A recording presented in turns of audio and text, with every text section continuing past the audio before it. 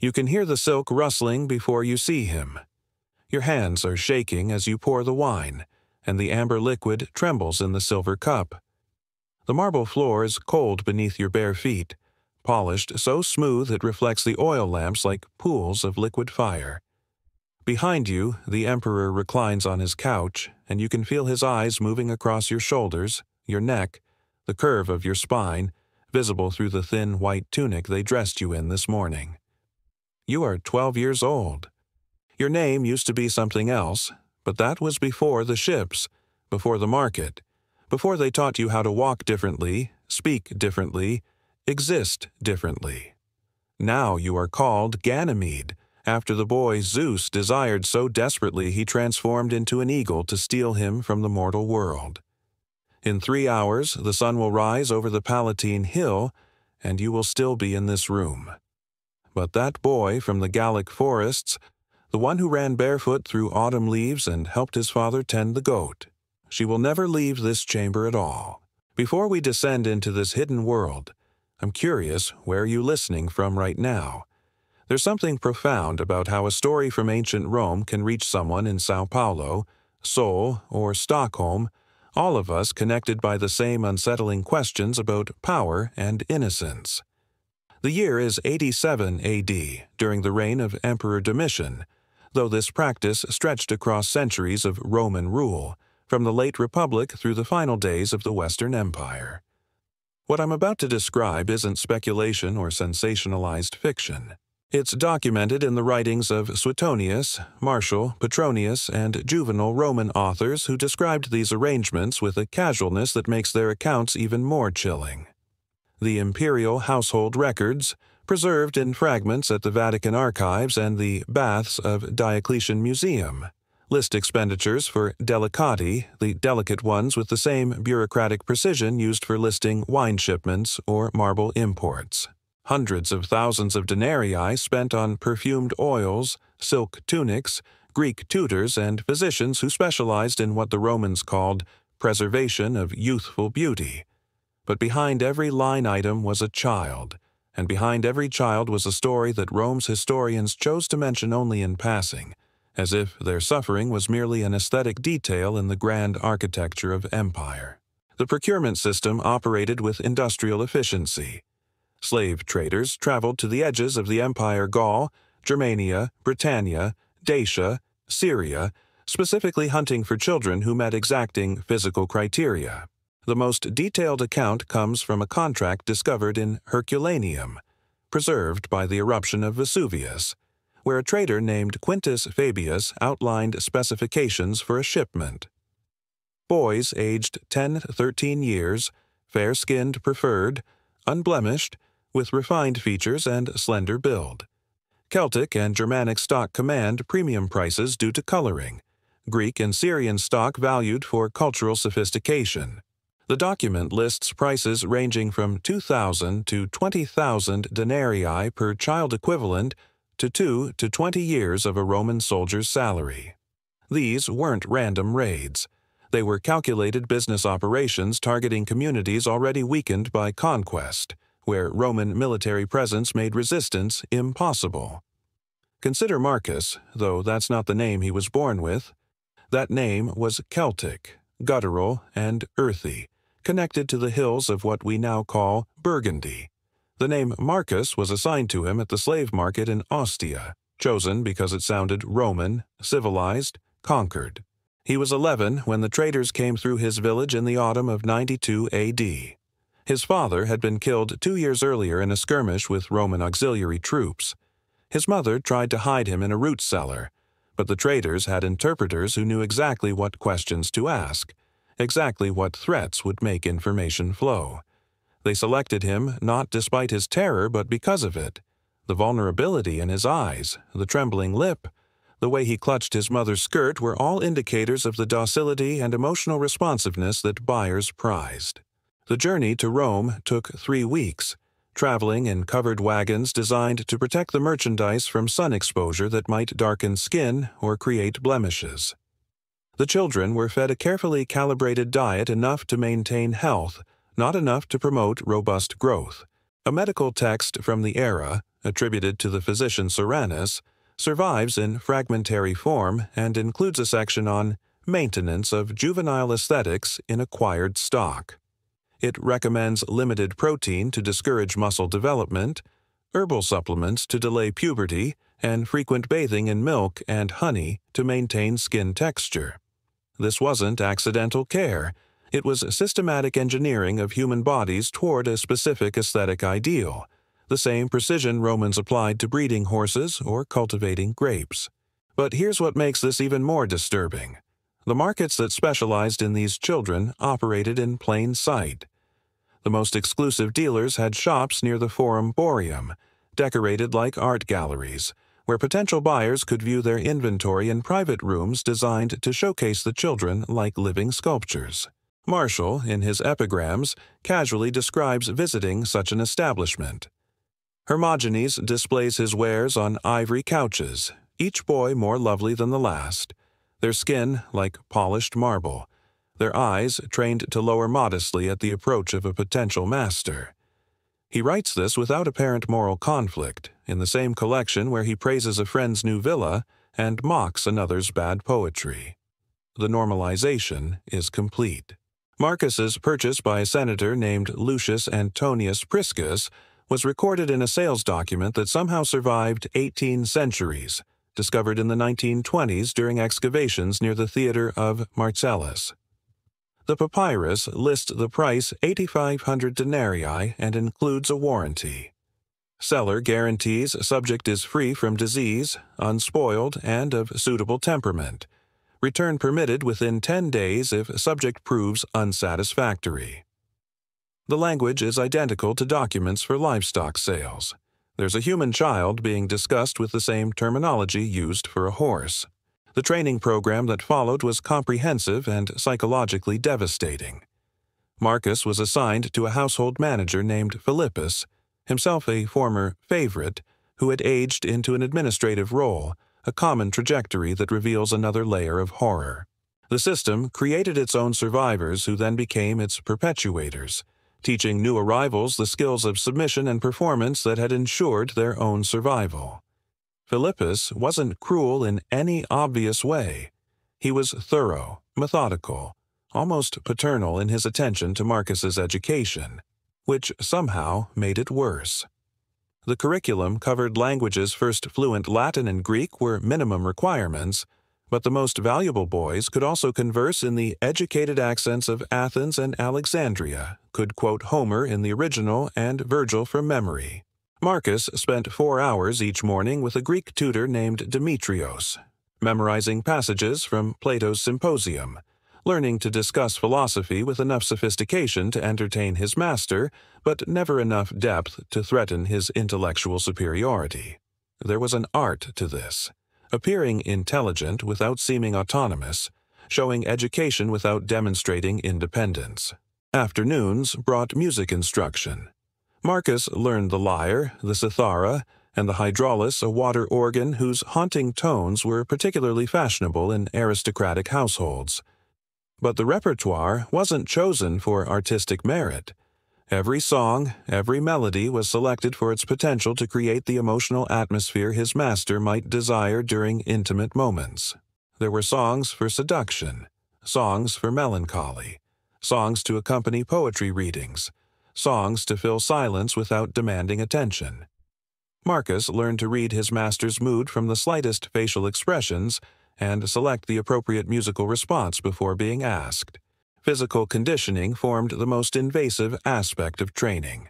Physicians visited twice weekly, examining the boys with clinical detachment, measuring limbs, assessing muscle development, checking for the first signs of puberty that would mark the beginning of the end of their usefulness. When these signs appeared, a deepening voice, broadening shoulders, facial hair interventions began. A prescription preserved in the medical collection at the Biblioteca Nazionale in Naples lists treatments used to delay puberty, compounds containing willow bark, poppy extracts, and substances we now know had endocrine-disrupting properties. The side effects went unrecorded or perhaps simply unnoticed. These children's long-term health wasn't a consideration. They were flowers meant to bloom beautifully for a brief season and then be replaced. The cosmetic routines were equally elaborate. Every morning, Marcus was bathed in water perfumed with spikenard and myrrh. His skin then treated with oils containing lead compounds that gave it a luminous translucence the Romans found beautiful, but we now know was slowly poisoning him. His hair was styled with heated tongs, sometimes lightened with a paste made from ash and saffron to enhance the golden tones that commanded premium prices. Kohl lined his eyes, just enough to emphasize their size without appearing artificial. The goal was to create an appearance of natural, effortless beauty that actually required hours of daily labor. But the most devastating training was psychological. Slowly, methodically, through thousands of small interventions, Marcus was taught to find his identity and worth solely in his master's approval. When he performed well reciting a poem without error, serving wine with perfect grace, laughing at exactly the right moment during dinner conversation, he received praise and small privileges that made him feel valued. When he failed a grammatical error, a moment of visible discomfort, a flash of independent thought approval was withdrawn, and the withdrawal felt like death. This wasn't achieved through physical punishment, which might have left him emotionally distant. It was achieved through the far more effective method of making him desperately crave the affection of the person exploiting him. The other boys in Senator Priscus's household provided no real solidarity. They were both companions and competitors, sharing techniques for survival while simultaneously vying for the position of favorite. There was Alexios, a Syrian boy of 14 who had mastered the art of manipulation, who could read their master's moods with uncanny precision and adjust his behavior to maximize his security. He taught Marcus the subtle arts, how to appear accidentally in their master's sightline at opportune moments, how to express concern for his health without seeming presumptuous, how to make himself indispensable beyond mere physical appeal by becoming skilled at managing the household's correspondence and accounts. Then there was Dion, a Greek boy of 15 who represented the inevitable end point. He had been beautiful once you could still see it in his bone structure, but puberty had begun its irreversible work.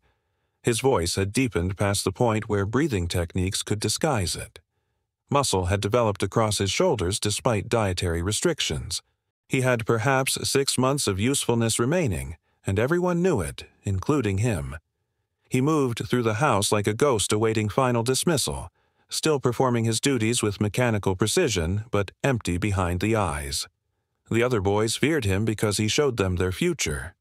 Marcus would lie awake at night wondering, when that moment came, when his body betrayed him into manhood, would he simply accept his disposal with Dion's silent resignation? Or would some part of him, some fragment of the boy from the Gallic forests fight back even though fighting was futile? You are a mirror that reflects whatever he needs to see. If he wants conversation, you are thoughtful. If he wants silence, you are serene. If he wants more, you are willing. Your thoughts, your feelings, your fears, none of these exist in that room. Senator Priscus's private chambers occupied the villa's entire upper floor, accessible only through a guarded corridor that ensured absolute privacy. The room was a study in expensive restraint. Ivory couches, silk cushions, bronze oil lamps cast in the shape of cupids, frescoes depicting scenes from mythology where gods seduced mortal youths. Every detail reinforced the same message: beauty existed to be possessed by power. Desire was its own justification, and youth was a resource to be consumed by those wealthy enough to afford it. The senator reclined on a couch, dressed in a simple tunic that somehow emphasized his authority rather than diminishing it. He was perhaps 50, his body thick with prosperity, his eyes intelligent and assessing. "Come here, boy," he said, not looking up from the scroll he was reading. His voice carried the absolute certainty of someone who had never been refused anything. Marcus approached slowly, unsure how close to come, until Priscus gestured him closer, then closer still, until he stood within arm's reach. "Turn around slowly." Marcus obeyed, rotating while his master examined him from every angle, nodding occasionally with the satisfaction of an art collector admiring a recent acquisition. Philippus says you're learning Greek. Recite something philosophical. I'm in the mood for Plato. Marcus began a passage from the Symposium, chosen because it was beautiful and because he had memorized it perfectly. As he spoke, he watched his master's face for micro-expressions of pleasure or displeasure, adjusting his tone accordingly. When Priscus smiled at a particularly elegant phrase, Marcus felt a surge of pride that immediately horrified him. He was learning to find satisfaction in his master's approval, exactly as the training intended. The hours that followed established the pattern that would define the next 3 years of Marcus's life. Some evenings required intellectual performance discussions of philosophy or poetry, where he was expected to be engaged, but never challenging. Some nights he served as a living decoration while his master entertained guests, proof of refined taste and unlimited resources. And some visits demanded more intimate services that his previous life had provided no context for understanding. Through it all, Marcus learned to split himself into pieces: the performing self that gave his master exactly what he wanted, and a tiny, hidden self that observed from a great distance and tried desperately to remember that this performance wasn't the totality of his existence. But that hidden self grew smaller with each passing month. The system was too comprehensive, the training too thorough, the rewards for compliance too effective. Marcus found himself genuinely caring about his master's moods, worried when Priscus seemed troubled, delighted when his performance brought obvious pleasure. He competed viciously with Alexios for the position of favorite, felt genuine satisfaction when he was chosen over the other boys, experienced real anxiety during the inevitable periods when his master's attention shifted elsewhere. He was becoming what they wanted him to become, a beautiful object that had internalized its own objectification so completely that the chains were invisible because they were internal. The years passed in ritual repetition until Marcus's body betrayed its imposed youth. When change became undeniable, Senator Priscus manumitted him efficiently, without malice. A purse, recommendations, and polite dismissal ended the cycle. Freedom felt hollow, a void after years of control. He had forgotten how to want, how to exist without instruction. Rome stretched before him like a vast, indifferent maze. Eventually, he found work as a secretary, his grace and intellect admired. Yet each polished word, each measured gesture, carried the echo of his past, a reminder that every survival skill had been carved from suffering. The other boys took different paths. Alexios bought his freedom through cunning and service. Dion vanished into obscurity, his fate best left unknown. Rome's historians barely noticed them. Suetonius listed Tiberius's delicati as casually as monuments, and Martial praised boy slaves like fine wine. The empire's shame hid behind silence, yet the evidence remains. Malnourished skeletons, obscene frescoes, medical notes on preserving youth, ledgers detailing silk for children. And one letter endures a survivor writes, "I still wake hearing his footsteps. Remember me as I was before, not what they made me." Unsent, it speaks across centuries Rome tried to forget. Marcus lived 40 more years, kind yet haunted, his gentleness shaped by fear learned in captivity.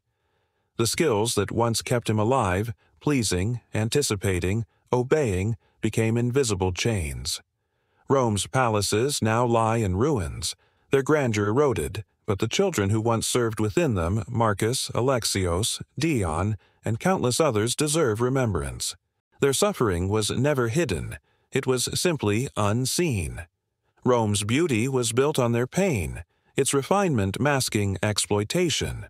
The empire's true legacy is not cruelty alone, but the blindness that allowed it an elegance sustained by innocence destroyed, a civilization that worshipped beauty while consuming the young who embodied it.